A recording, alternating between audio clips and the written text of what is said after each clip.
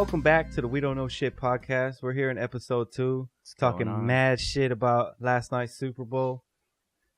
Snooze Fest 2000 and fucking, what year is it? 19 now? Not if you're a kicker. It was popping for kickers. I'm a little disappointed that the kicker didn't win MVP. I was really rooting for that. Edelman balled, though. He did, but Edelman shows up in big games. I give him that. You know what would have been cool if they would have just let him kick all the field goals. If they just said Edelman. Well, I was hoping that the game would end in a tie, so that way we'd go to penalty field goal shootout. Oh, that'd be amazing. Oh, no, that's the wrong sport. My bad. It'd still be amazing. Like, you got to pick 5 guys from your NFL team to kick field goals. That'd be perfect. Like any 5. It doesn't have to be a kicker or anything. It could be your lineman, the center, whatever. Look up DBs. your penalty shootouts in hockey and in soccer. Yeah, we need that. Yeah, and you'll know exactly what we're talking about. We need that for NFL. That'd be so popping. Oh, man. That'd be absolutely that'd be so funny to watch. Well, with the that'd be funny. Well, the up and coming XFL, who knows? Maybe we might get some. No, they definitely probably won't do like that. I'm pretty sure they won't do no penalty shootouts. Hey, Vince McMahon. Get them penalty shootouts popping. Oh, yeah. Nah, but that game was easily the worst. Man, not even Super Bowl. That shit was probably the worst NFL game I ever watched, too. Like, it was so fucking boring. And usually, I'm a big fan of defense, the plays defenders make, and stuff like that. But last night was just like, oh, man. Like, it wasn't even as much defense doing great. It was offense playing like shit. Wait. But I think you're underselling that. Because I think you mean it was like the biggest disappointment as a fucking event in general. Like commercials. Oh, definitely. Halftime show. What the fuck was going on? The commercials. What the fuck was going on last night? Like maybe this is Maroon 5 nipples. Maybe this is the new Super Bowl. The new Super Bowl event. It's like they've turned it into the fucking Academy Awards and shit. Yeah, I'm not fucking feeling terrible. It. I wasn't feeling it. I mean, nobody's gonna top Prince's halftime show either, so that's not on the cards. But at least give us something like that's not from 2001. Like, what was your favorite commercial? My favorite commercial was the NFL 100 anniversary commercial. Oh, that was fucking great. Oh my god! I watched that shit on Twitter like 5 times since last night. But if you've been an NFL fan since you were a kid, oh man, that commercial was amazing. All of the legends were there. Oh man, I felt like a kid again watching that shit. I'm not a Niner fan, but it was funny when Joe Montana got the ball and he was about to throw it, and Michael Irvin's like, "Joe, right here." And he's like, "Not today, cowboy," and then throws it to Jerry Rice. But then primetime comes with the interception. Like, oh, dude, there was so many little nice jabs poppin'. In there. Yeah, it was so popping. It was so popping. It just made that commercial great. Mike Singletary yelling "Fumble!" Oh yeah, Mike Singletary is just. I think he was ahead of his time in terms of he's perfect for the internet now. He should just be on the internet making videos. Can't do it. Oh man, he'll always be a legend though. Shout out to Mike Singletary. He started the Niners on their run to recovery. Yeah, pretty much. He's the one that went in there and kind of shaped up the organization. Jim Harbaugh was able to come in there and still be that tough guy because they just had Singletary anyway, but he was the tough, likable guy because he was a winner already. And he had coached college, so everybody loved that shit. He had coached Andrew Luck. Whoa. Woo! No, but Andrew Luck's good. Luck. Andrew Luck's a beast. He led his team to the playoffs this year, and he was less than probably 80%. And they got nobody. Yeah, they got nobody. Their defense played nice, though, thanks to rookie Darius Leonard. Oh, he's an instant beast. He was born to play in the NFL. A monster. But anyways, that Super Bowl was terrible. I think you made a comment that shit was straight out of summer 2001. Definitely. It's pretty accurate. Hey, could you explain yourself? Why 2001? Well, I mean, because maybe a little later, but I mean, it could have been a little later than that, but I don't know why. But why it felt in the area. It felt around early 2000s, just because Big Boy came out and did that old shit, and then he had this Maroon 5 performance with Man Nipples, and then Man Nipples McGee, right, and then yeah, it wasn't fun. It was a cop out. It was a cop out because nobody wanted to do it because of the drama with the NFL. Honestly, the entire shit was boring, from the commercials to the game itself. I mean, terrible game to the halftime show. Romo was pretty entertaining still. Tony's solid, but that's not enough to redeem a whole. No, of course not. But at least they had that commentary and not like Chris Collinsworth from last year doing a Super Bowl. Like spoken like a true Cowboys fan. Oh man, hey, Tony Romo's a great announcer. Regardless of bias. No, he is. He's solid. I like him. But yeah. I mean, and it was just a terrible, terrible, terrible event. And if you weren't here watching it with me, I definitely would have turned the PS4 on and put some FIFA on. Yeah, well, same here. I definitely would have been playing some FIFA. So, thanks for making me sit through that bullshit. I appreciate it. Hey, you're absolutely welcome. That's what I'm here for, 100%. I got your back. But yeah, it was a terrible game, and it further solidifies my move away from American football. Because if your biggest game is as boring as your preseason games, then why am I even watching this shit? Yeah, but it might be unfair to say that, no? Like, wouldn't you rank it against the last 5, maybe? Because every once in a while, you're going to get a dud in any game. Even Champions League, you're going to get a dud sometimes. Yeah, I guess so. Sometimes it's going to be Barcelona versus Atletico. And it's just like, oh, come on. Atletico put up a good fight in La Liga, but not in the Champions League. Not when Barca comes out, guns blazing. So with the full stack. Yeah. So no, it's not gonna happen. It's probably gonna end like 6-1. Fuck. Yeah. Those things have happened. So a dud in a championship game, it's gonna happen every once in a while. But damn, a dud that bad? Yeah, the brackets don't match up sometimes, and that's what it is. The playoffs is just a little mini tournament. The brackets don't match up. For me, the shit was boring enough to further push me away. Well, because you were on that. I was already on that mission. Yeah, I'm already on that fence. And first of all, just to get it out the way, yes, I'm a Raiders fan. Been a Raiders fan my entire life. But the way John Gruden has handled his short tenure in Oakland has not been great. Obviously. I mean, I don't even need to really go into all that. It's been covered all season long. How he let Khalil walk for nothing. I mean, for, first round pick, but it's like, is that going to return a Khalil Mack? It's these high ego. There's a good chance it won't. High ego, high machismo coaches that just can't exist in this NFL anymore. Or in any professional sport, I think. I think that time's up. Yeah, I guess so, because the players don't respond the same way to that. No, come on. Yeah, they're grown men. Plus, nowadays, let's face it, they want to be babied.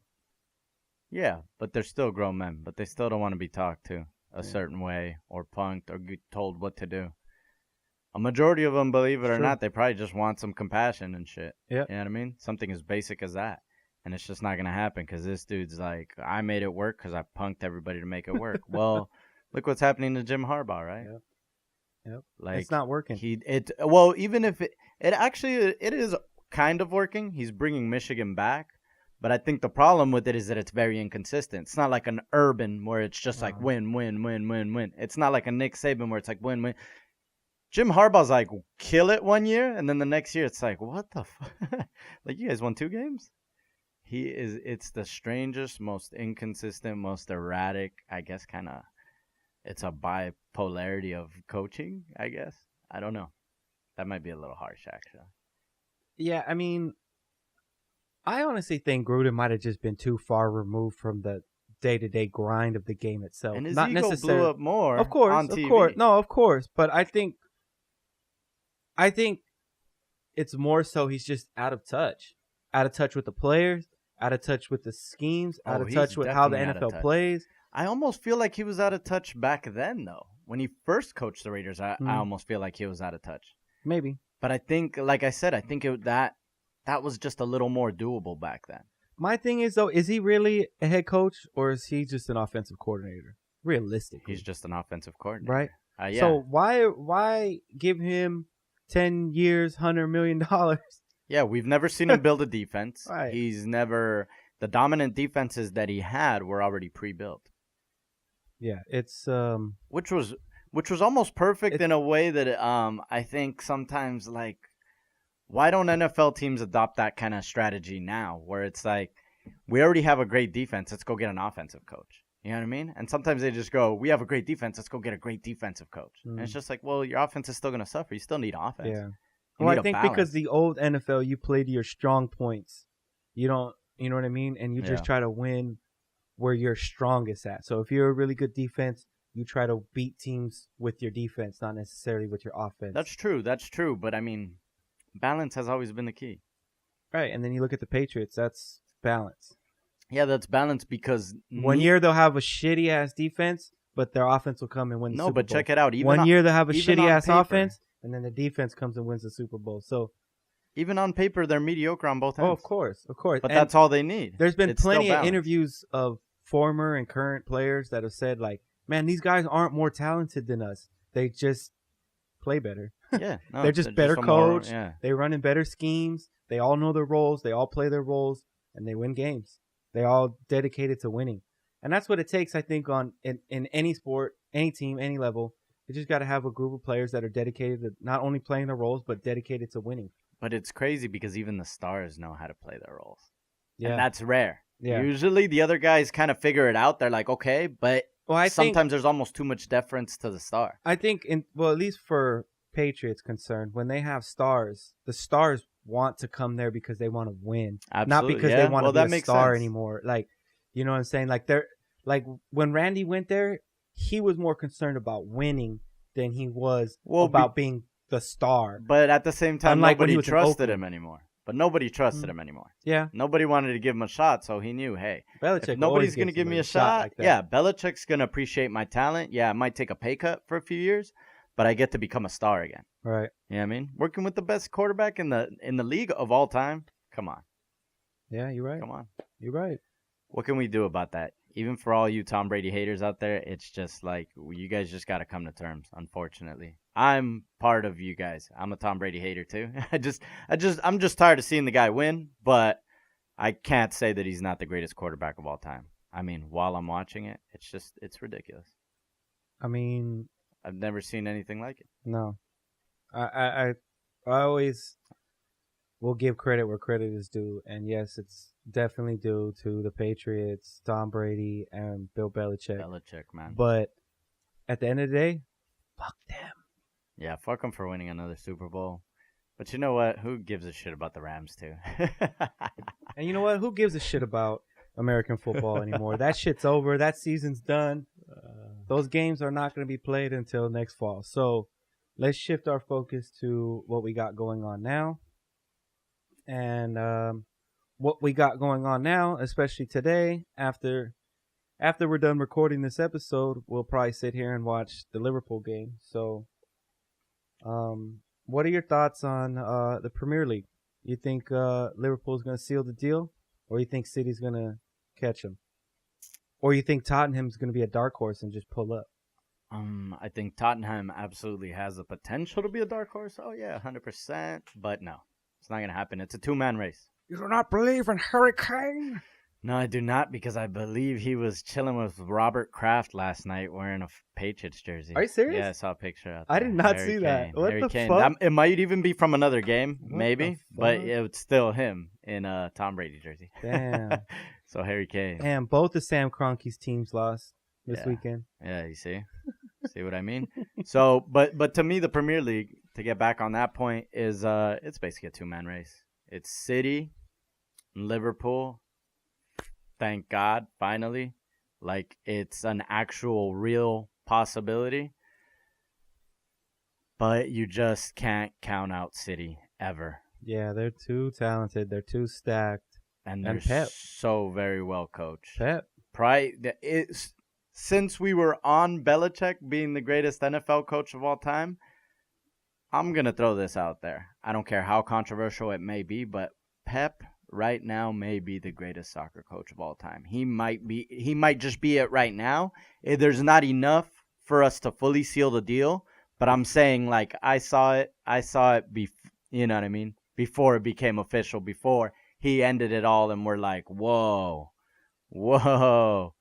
Yeah, I mean, for me, I haven't been watching the sport long enough to say, yeah, he's the best. Obviously, if you take a look at the accomplishments, it definitely puts him in that mix. He's definitely in a few leagues. He's definitely in that conversation for sure.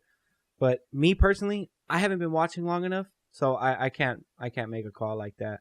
But I'll take your word for it for now. Yeah, no. And I like the numbers. If you take a look at his stats, you see where he won, how he won. Yeah, he's already breaking records. Yeah, it's ridiculous. So I agree. He's on the cusp of it. I agree that he's in that conversation, but I can't make the call and say that he is the greatest. Right. Because I just haven't been watching the sport long enough. If I'm not mistaken, he's won La Liga, he's won Bundesliga, yep, and he's now won Premier League. Mm-hmm. Yeah, that for Where's people that don't know, that's fucking crazy. He should go to Italy now. Fuck it, France. Go coach some farmers. I'd be interested to see him in Italy, because would his style change that league, or would he have to adjust to that league? I think he would just change the league. And then my thing too is like, because that's a very defensive league. That's a very different league tactically than the rest of the world. I feel like Pep needs a lot of money behind him though. He does need players. He's always had players. That's always been the argument against him, for sure. For sure. Right. But because it's like, yeah, you win La Liga with Messi and that Barca team. Like, okay. Yeah, but here's the argument against that. Mourinho had the players. Yeah. So. True. You don't know how to use them. You got to know how to use them. It's not that simple. And with that being said, Mourinho's also in the discussion for greatest coach of all time. Yeah, I would think so, despite his recent... No, don't take what's happening recently away from Mourinho. He has that ego built because he is literally in the discussion for greatest coach of all time as well. I mean, he called himself the special one. Yeah, I feel it. I mean, his interviews are Hall of Fame level. Straight up Hall of Fame level interviews. So, yeah, I mean, yeah. So you're saying, but do you think Liverpool can hold on, or do you think City will catch them? Obviously you're a Liverpool fan, so obviously you hope Liverpool can hold on, but let's just switch to a realistic perspective. What do you think? Well, the only way to really answer that is I'd have to look at their schedule. I'd have to look at what's upcoming, and I know that Man U is in the fold. And that, to me, and they're playing spectacular big-time right now. Trouble.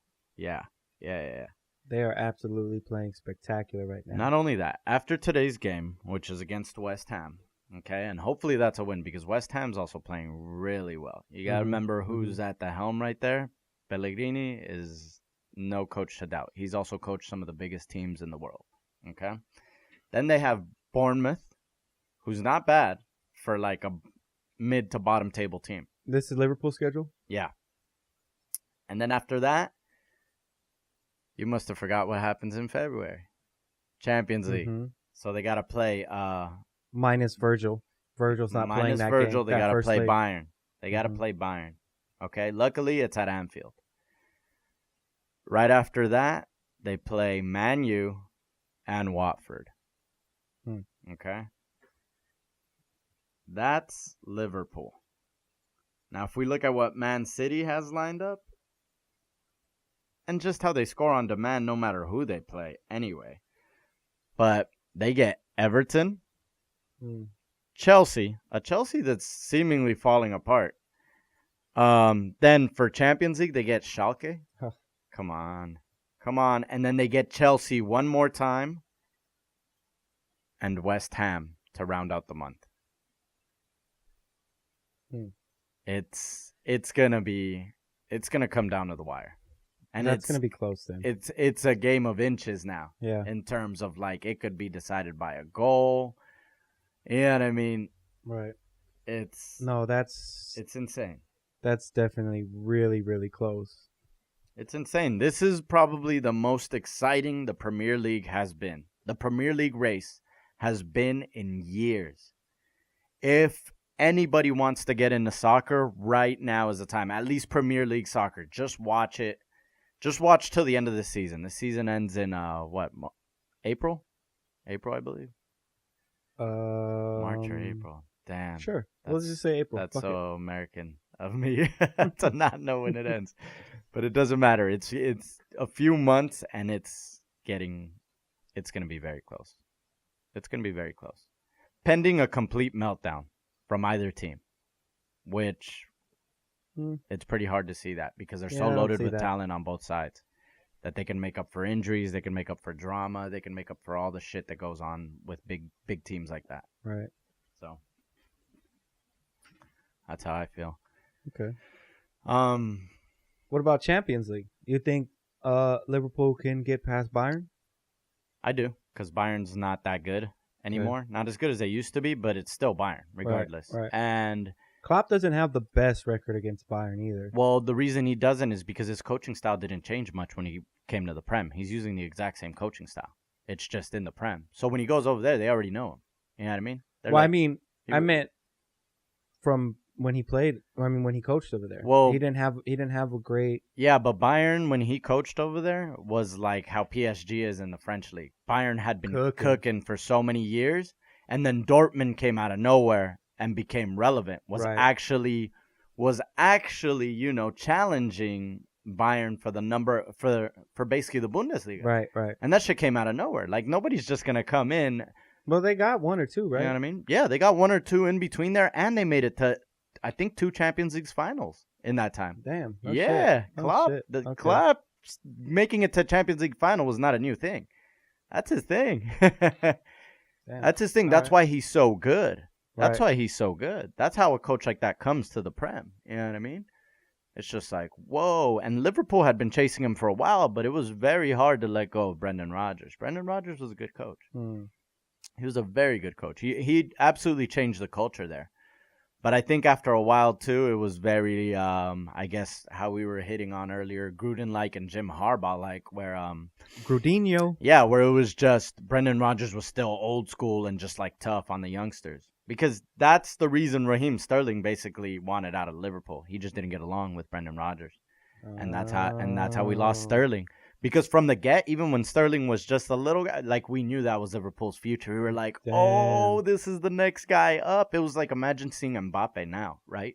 Sterling was cooking like that, but he couldn't find his place in the Liverpool lineup. I don't know if he was cooking like that. No, he was doing shit like that, but he couldn't. It's an old coaching style. He's like, it's like Phil Jackson. He's not going to play rookies. That's Brendan Rodgers. Brendan Rodgers is like, no, you got to earn your spot. You know what I mean? Whereas Klopp plays a lot of the youngsters. Klopp just says whoever looks best, you're going to be out there. If you look good in practice, you got the job. Yeah. It's that simple. That's true. It's that simple. And that's how it should be. It shouldn't be like you have to earn your spot. You know what I mean? This isn't a 9 to 5 where you got to climb a ladder. It's just like, am I good enough? Do you think I'm good enough to challenge, Premier League level defenders? Well, I mean, yeah, like if you start cooking in practice. Get that. Sure, it's just practice, but if you're cooking in practice, that's showing. Yeah. Are you kidding me? So, I guess that goes back on that Gruden thing, right? And that Jim Harbaugh. That's why it's inconsistent, because you're not going to get people to win like that. You know what I mean? It's just, it's an old concept. No, you're right. It's an old concept. You're right. Yeah, the sports world in general is changing. The entire sports world. It's I guess overall culture around the world is changing. How humans interact is changing. How we live our lives is changing. How we communicate is changing. So I guess it's only right that sports would start to follow suit and change as well. But yeah, I want to go back to what you were saying earlier. You said like for Americans that want to hop in on the sport, like where to just jump in and why it's a good time right now.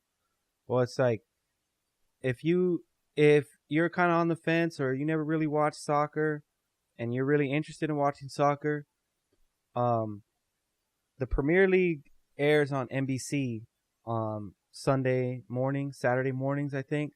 And so you could watch the games. They air games on regular TV here in the United States. So you don't have to need a special streaming service or anything like that to catch at least one game a week.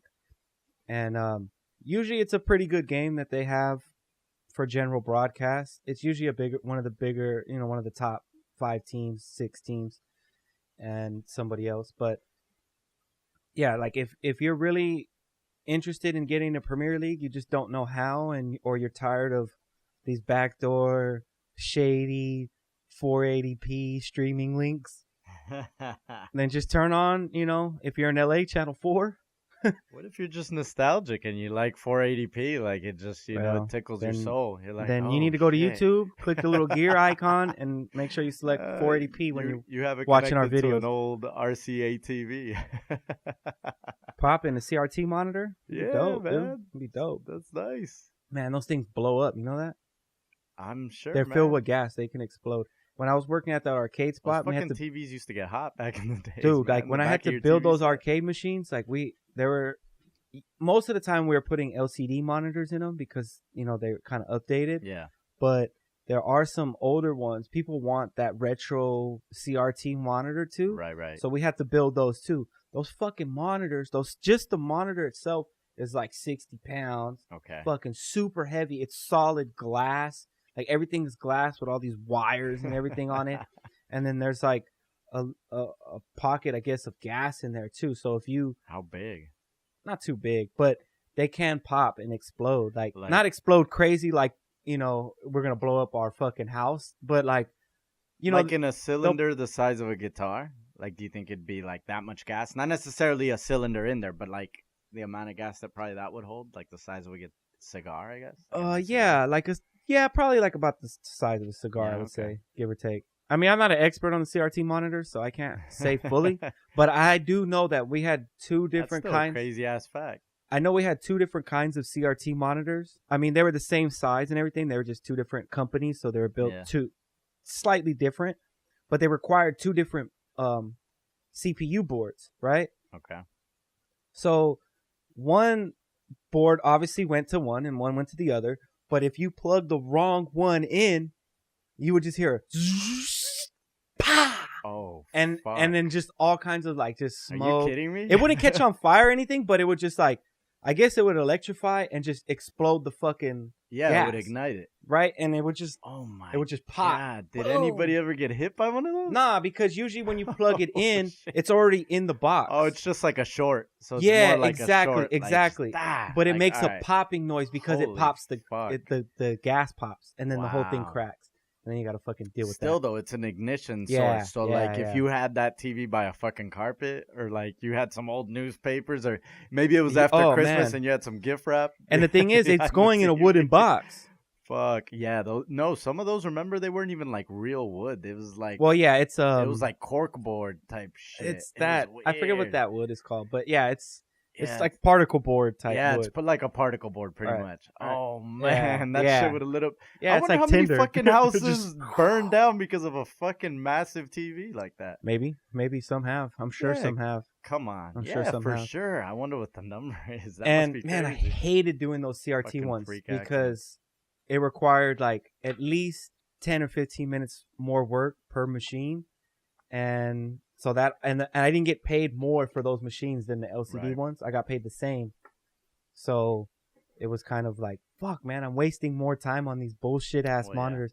And if you don't get it right and you pop that fucking thing, you're like, fuck, I gotta take this all apart and go get a fresh monitor from across the warehouse. How often do those fucking things pop? Only if you put the wrong board. So it typically would only happen once, maybe twice. I think it happened to Pat twice. Once or twice. How many times though? No, once. Just because once you realize, shit, this doesn't go with this one, then you understand. Okay, like I got you. The boards weren't different color, right? They're both green boards, right? But they had a little marking on them. By boards, you mean motherboards, right? Essentially, yeah. Just so the listeners can understand. Right. But wow, that's fucking crazy. Yeah, that is fucking crazy. It was pretty wild. I would have never thought that, but I'm not surprised. I'm not surprised. Yeah. Because I do remember those TVs getting very, Very hot. fucking hot. Yep. No, yeah, like going Crazy back there hot. as a kid for whatever reason, just slapping your hand on that shit and being like, what the fuck? Man, and what was also crazy too is like we would build those CRT monitors, right? Like I had a whole part of the warehouse. The warehouse was it was actually a 3-story building. Our warehouse was on the 2nd floor, right? And I had basically a whole corner of this warehouse just dedicated to my workstation. But the problem was I didn't have no issues when I was doing LCD monitors. But when I got to the CRT monitors, right, because it's all electromagnetic going through this, right? Right. Below me was all the transformers for the entire building. So on the bottom floor below, if I built those CRT monitors in my corner, like the screen would be all wavy and like it would be all like not defected, but like it just would look like shit. Yeah, like it was getting a sick current. But if I go 20 feet down the warehouse, just away from my area, 20 feet away, plug it back in, perfect. That's crazy. So I was like, fuck. Like, that's crazy, but it makes you think like how much dangerous shit is happening in your house just while you're just doing something stupid, so, like watching TV. That's what it made me think about. Like, what's frying my brain right here? Like, is this shit frying my brain? You know what I mean? A like bit. Crazy, like, but electromagnetic all the waves. Crazy shit. Yeah, you could be taking a shit, dude, and there's a lot of dangerous shit happening around you. Like next time you take a shit, just be like, "This is the most dangerous shit I've ever taken in my life." Man. Yeah, matter so of life and death. That shit was wild. We actually had to get these weird like magnetic wands that you plug in, and you just kind of like wave it over the screen, and it would like clear it up. So we ended up having to send those wands just in case somebody had those same issues at their house or something. Wow, it was weird. It was fucking weird, dude. I mean, if you're buying something and they have to send you an emergency tool, that's fine. Just go buy the LCD one. You might want to think about that. Like, hey, just buy the LCD. Your new laptop comes with a free fire extinguisher, just in case. Just in case. We're sorry, but this is the fucking best battery, though. You're not gonna have to charge this shit for 10 years. Okay. It's like, here, we got this best phone to ever come out, but that happened with the Note 7, right? Just to be forewarned, it might burn a hole in your leg and in the airplane skin and bring down your whole airplane. So, oh man, fantastic! Don't fly with it. So now it's just trying to figure out the percentage of people that are carrying a bomb on a plane. Pretty much, it's a non-traveling phone. What's the percentage of people you think are carrying a live grenade in their pocket right now? Fuck. Yeah, that's the problem with a lot of those batteries too, man.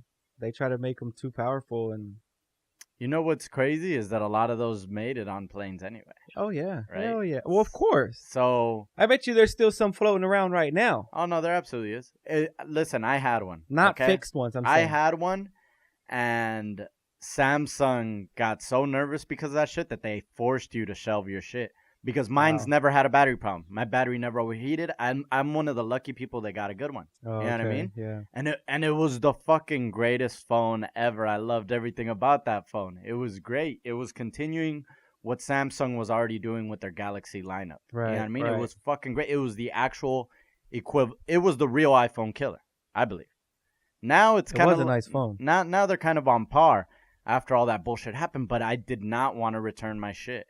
And they kept making me do updates. And I knew to stop doing the updates, right? Because I was like, man, the more that they're taking shit away. Eventually, they're going to shut me down. Yeah, they're going to shut down my phone. Fuck that. I'm going to keep my Note 7. They're not going to get me. So then finally, they just did an auto update. I don't know how they did it. They pushed it through. And the auto update made it so that if you didn't do the final dead update and send it back to them, they were going to shut your phone off at a certain date. Not shut it off. If you kept charging it and you kept the battery alive, you could keep it forever. But the moment it lost battery, they killed off the battery on an update, dude. How do you do that? Damn, that's popping. How do you force a phone to just be like, I don't charge no more? Well, Apple does that. Apple's been doing that. Yeah, but they don't have a removable battery, though. I guess Samsung doesn't either anymore. Not anymore.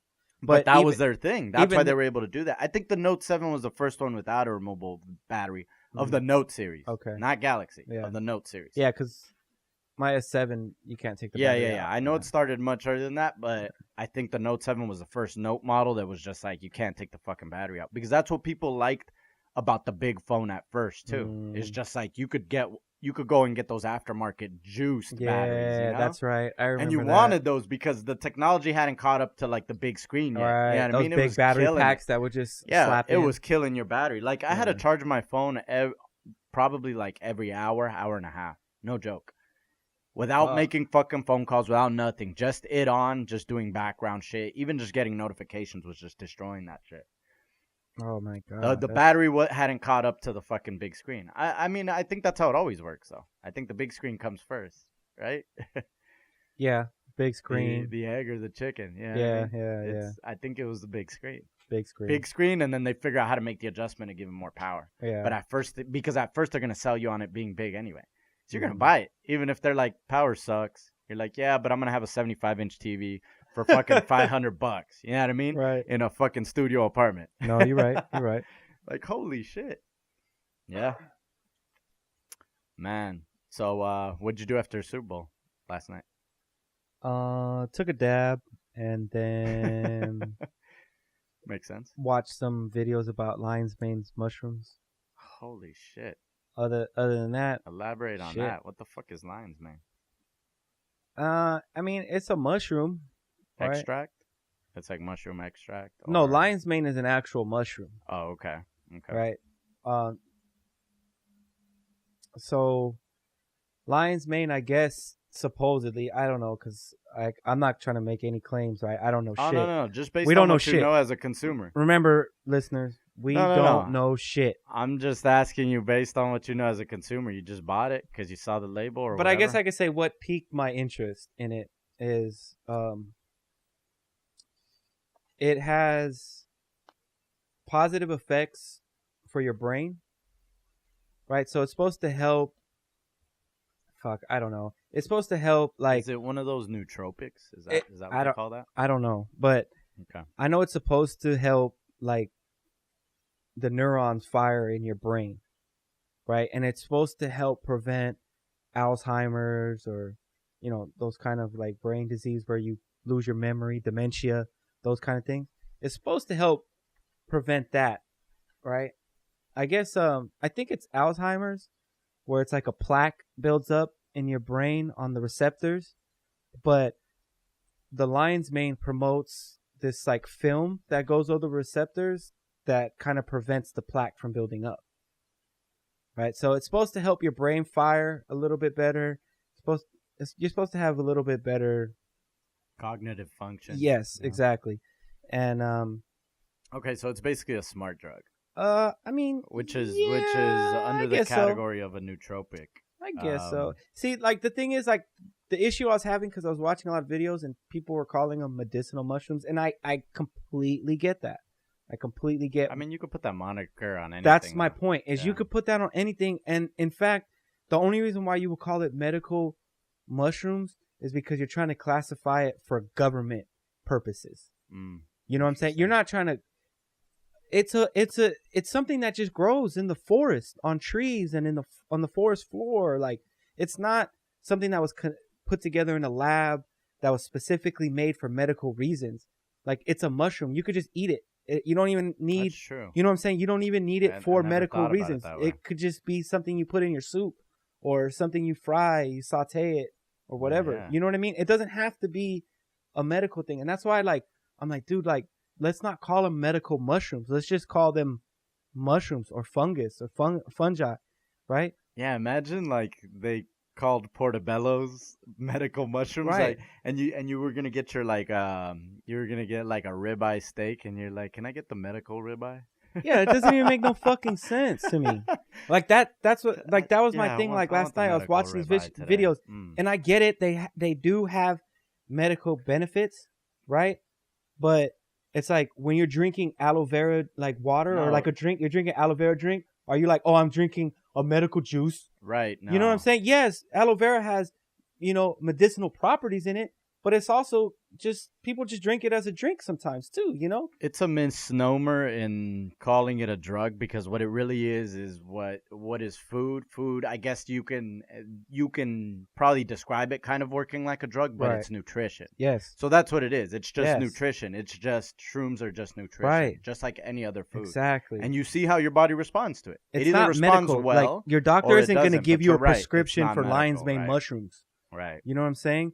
Like, he'll probably be like, well, you know, you should add some fungus to your diet. You know what I'm saying? You should add these types of funguses to your diet, but only as a recommendation for nutritional value, and whatever medical benefits you get as a side effect are great. That's awesome. But he's not going to promote it beyond that. Right. He's not going to promote it as a wonder drug, you know? And that's the thing I don't like about, like, when you're on YouTube or whatever, or just on the internet in general, and that's how people refer to it. A lot of things are just promotions, you know? So it's I think people are just trying to make money. That's what it is. Of course. But it's always been like that. Like, you can go, like, even when you're just buying wheat bread is selling itself as the best bread, but is it?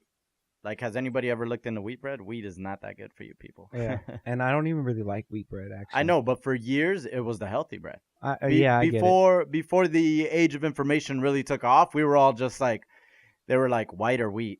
And when you thought by saying wheat, you're like, man, a little bit healthier. I'd be like, sourdough, bitch. Yeah, I like sourdough. Sourdough's good. Yeah, well, when you don't know your breads yet, yeah. But I would have gone with a nice piece of rye. Rye. Shit. Rye is good, man. Butter that bitch up, and it's game over. Get that patty melt popping. I could just eat that shit buttered up, to be honest. Yeah, that shit's with good. A fat cup of tea or some coffee. Oh, come on. That's a breakfast of fucking champions right there. But yeah, so I can say that I have actually consumed some lion's mane mushroom pills. And how you feeling? How do they make you feel?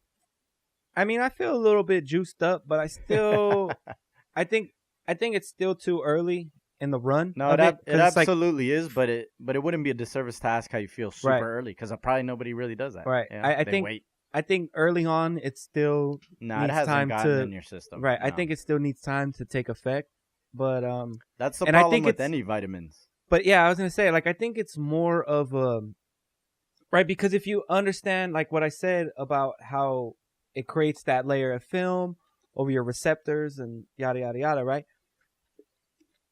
That's not going to happen overnight. And that's not going to happen an hour after taking the pill. Like, so sometimes it's too late. Right. That's the truth. True. I understand that it will take time. So that's why I'm still a little brain foggy. Well, that's why I brought up vitamins, because that's the problem with people on vitamins. Like, sometimes people are like, oh, man, I never take vitamins. I should start taking my vitamins. And then they go to, Rite Aid or Save On, CVS, whatever the fuck. They go get those vitamins and they consume them. They're like, okay, my iron's coming up now. It's like, no. Vitamins only work if you take them consistently for a prolonged period. Like, we're talking about, you don't even start really, really probably feeling their effects until probably, I would push it as far as a year later. By the time you stop taking them, that's when you would start feeling them. Yeah, exactly. Well, when people, are mostly just done with them because they're just like, nothing changed. Well, first of all, it's not just the vitamin's job. The vitamin also has to be combined with really good nutrition and probably some exercise. Right, and then even then, a lot of those generic vitamins that you get at the store, your body can't even absorb a lot of those because of how they know how to. Right, because of how they're put together. And it doesn't know how to because you haven't been giving it these things. Right. How is the body supposed to respond to that? You got to remember the gut is its own brain. Because it will get those vitamins and minerals and stuff from other things, from things you consume, food, drinks, etc. So it's used to getting them from those sources. Right. You dump pills in it. That's why you piss in neon green, because it's not even absorbing. It's just flowing straight out. Pissing straight radiation and shit. some antifreeze. No, but it's true. It's true. And it's also because I think, like I said, your body's just not, since it's not used to getting it from that shit, it's probably like a shock to its system. Yeah, probably. It's probably like, what the fuck? I mean, that's what I would think. Obviously, we're not scientists, because so we people don't know could some people call it ODing, but I've never checked the actual term because it's stupid. It's not. People even know it's not really ODing, but you could. Well, I guess it is an OD because at the end of the day, an OD is an overdose. That doesn't mean you have to pass out, but people will overdose on like iron and potassium sometimes. You know what I mean? Get too much, and there'll be some side effects. I'm not exactly sure what side effects, but dude, you could OD on a lot of that shit too. That's true. If you just don't know, if you don't know if you're adding some of that shit from an external source too. Yeah. Yeah. No, that's true. That's definitely true. But yeah. So I actually have been taking it since last night. I took some last night. I took some this morning. I mean, I feel a little bit peppy, but that could also just be a placebo feeling. Well, they say the placebo effect is 50% anyway. Yeah. On any pill. Of course. On any pill. Yeah. It's going to be 50% placebo, no matter what. But I can say I did take. Feel it. I'm taking the.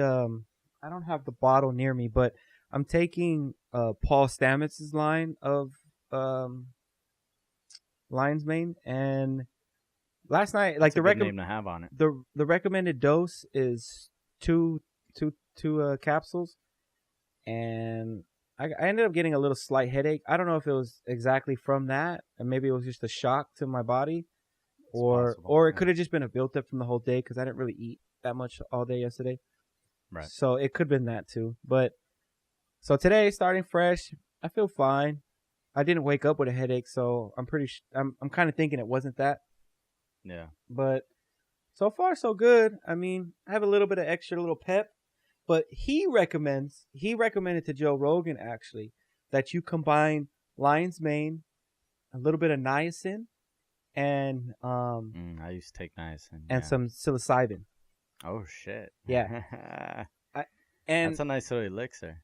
I don't even want to hijack his point or anything, but if anybody really wants to go see exactly what he said to Joe, just type in Paul Stamets, Joe Rogan on YouTube, and you'll find a clip. It's like a 7-8 minute clip where he just talks about Lion's Mane to Joe and explains pretty much the benefits of Lion's Mane and what it could be used for. And in fact, he was coming up on running a study very soon, so it'd probably be worth looking into seeing how that turned out too. That makes sense to me because I used to buy shrooms from this lady that she would mix up all types of herbs and all kind, like it was like a mix. It was like a nice little mix so that it would help you with everything. You know what I mean? Okay. It wouldn't affect your body as harshly.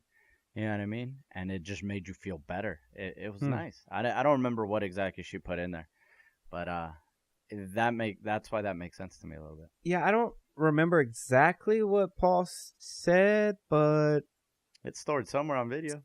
He's essentially said there are compounds or constituents within Lion's Mane that promote